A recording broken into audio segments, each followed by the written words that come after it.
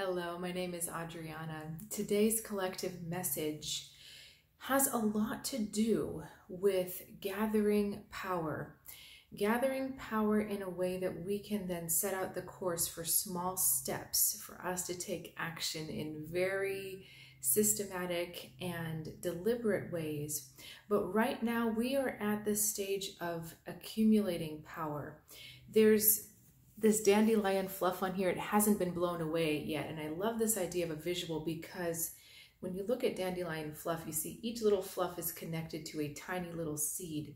Each seed is distinct. All right, so this is the time for kind of sifting through your goals, sifting through what's going on inside, and being able to see the distinctive shape of everything that you want to continue to attract, continue to create. We're not leaping into action just yet, but we're setting out the course to make sure, it's almost like we're laying out stepping stones. So we're setting out these stones to make sure that we have something stable to step on and that there's a direction and a path. For some reason, I'm really attracted to the polar bear on this card. And I haven't looked at polar bears in a while. I know they're incredibly powerful and dangerous, but this one here, if you happen to encounter one, this one here just seems to be smelling the air. It's like he's testing out the water. So again, all of this energy of potential, we're not moving forward or we're not shooting forward with a lot of action just yet, but we are laying out those stepping stones. Let's get a message from the tarot. I'm not going to do an extended for this particular reading, but I do offer one-on-one. So if you'd like to learn a little bit more about that, please look in the description below for links as well as a direct email. So let's see what message we have from the tarot.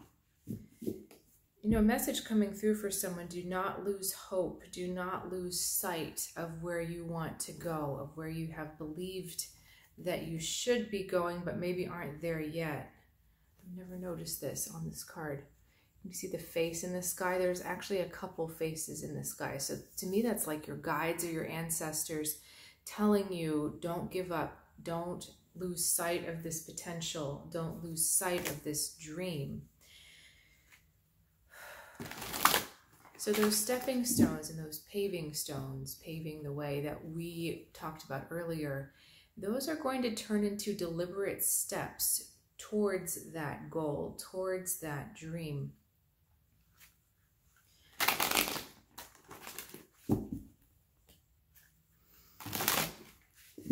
Okay, tarot message, please.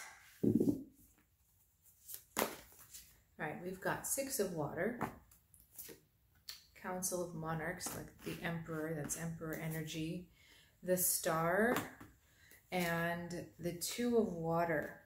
So we are bringing back, okay, and I'm getting a Judgment Day kind of feeling, like we're bringing back relationships or elements of relationships from the past in order for them to be healed. That's our Star card here. But the Council of Monarchs, it's like, it's either Judgment or the Justice card. If you also read tarot or are familiar with the meanings, that's the energy I'm getting from this card here, that we're having these elements of past relationships come back to us so that they can be scrutinized, so that they can be weighed, and we can then learn how to act on the right side of things, learn how to do the right thing. I had my very good friend help me with a situation this morning where I used to play competitive tennis when I was in high school and college. And competition, you know, that's a very masculine energy, and I've been working on my path to incorporate more feminine. But I love tennis, and I played over the weekend. I'm really, really sore today because I came at playing tennis the wrong way. I came at it from my masculine, wanting to win, wanting to compete, rather than just for the love and the joy of tennis and sharing this moment with this special person on the other side of the net. So for me, this is what this kind of means. A situation comes back from my past, but I'm in the wrong relationship with it. And so there's a physical consequence. I've got a really sore knee at the moment, but this is an opportunity to shift that energy. So with the Six of Cups and the Two of Cups coming back, coming together, there is a disconnected element in you that is wanting to be reconnected. And let's get a little bit more about that disconnection. And I know eventually we're going to get tied back to this ideal course of action card, planning for the future, amassing that potential. But let's just see what is the element that is looking to be reconnected or reintegrated. Four of Fire and Ace of Earth. So this is birth and rebirth at the same time. Both of these cards are about foundation, laying foundation, and physically in your body, foundation is that first chakra, your feet, your knees, your legs, your haunches even, all right? But it's also our roots. What do we consider to be our roots? What gives us nourishment so that we can grow taller? What I feel like is that there is an element of your root, and that may show up in a belief, that may show up in a practice that you have, that may show up in a pattern that you have. There is a root that it's a little off. It's not growing strong. It's not helping you become that strong person anymore. And when we're looking at fire, for a fire, we're looking at family as well, because this is a stable structure. We think, we'd like to believe. So I do believe we're talking root chakra. We're talking fundamental relationships, mother and father. So in the arena of those relationships, what is a pattern that you have?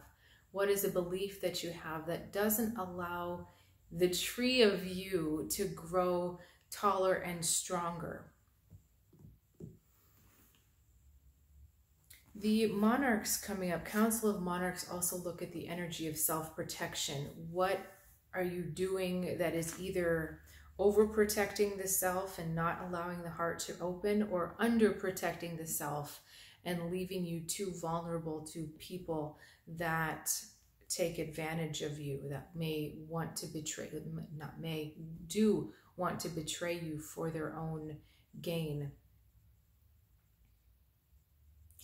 It's very difficult to look at fundamental relationships in that way. When I say fundamental, I mean mother and father. Fundamental comes from fondo, which is also related to the word basso, which is base.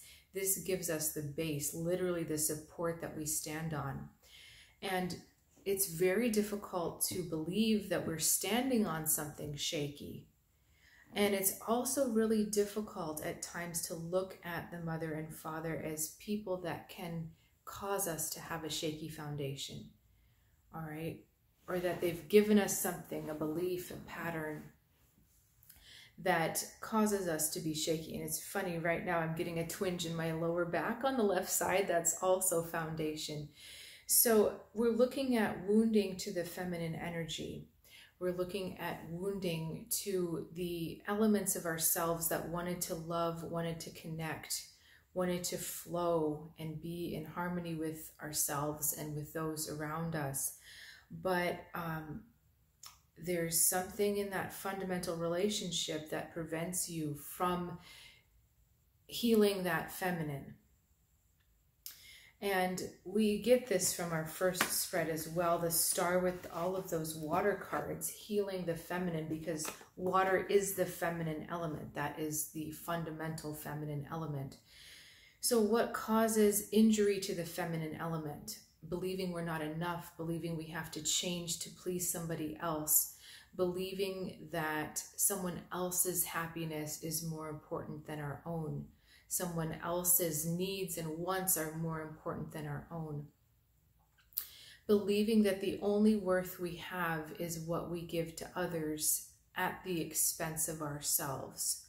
And those are all, each one of those little things they're not little, each one of those things I just mentioned are big, big concepts. They are big, big wounds. And I know I just said them very quickly, but every one of those takes a long time to heal in your psyche.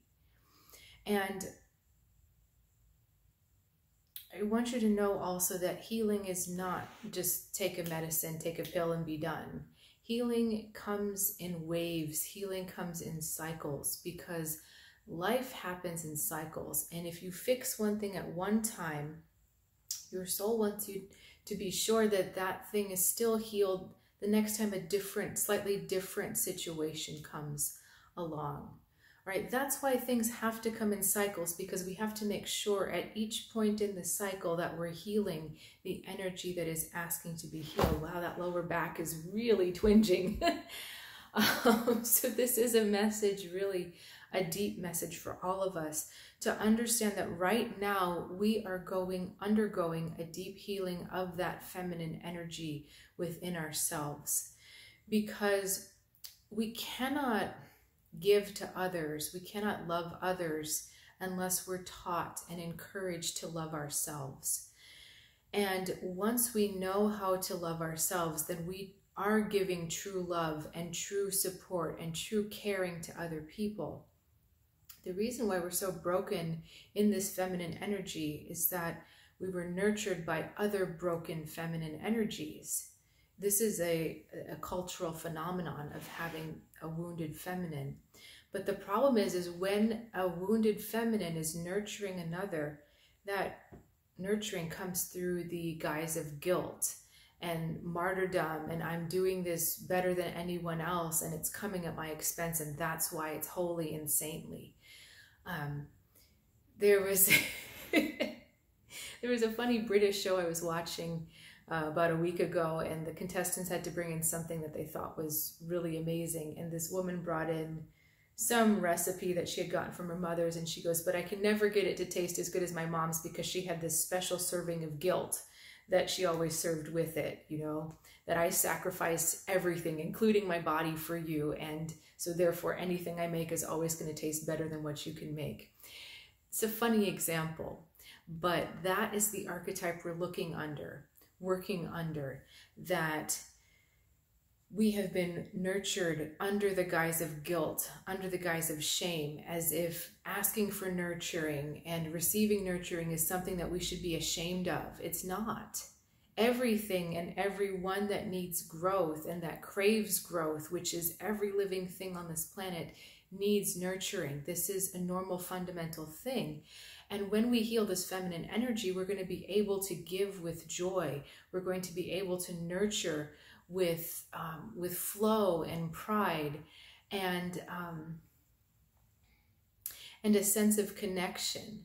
The nurturing will bring joy rather than resentment. It will bring fulfillment rather than frustration or lack or what's another word? Then feeling like obligation. That's where we're going. It will bring fulfillment rather than obligation. So these are really the themes we're looking at right now. And as we're plotting our ideal course of action, that is, to tie this all together, that's really what we're looking at. We're setting out this course for ourselves, step by step by step, these little pavers, these stepping stones. But the big challenge is going to come on whether or not we can nurture this path for ourselves. If this is the direction we want to grow, can we nurture ourselves in that direction?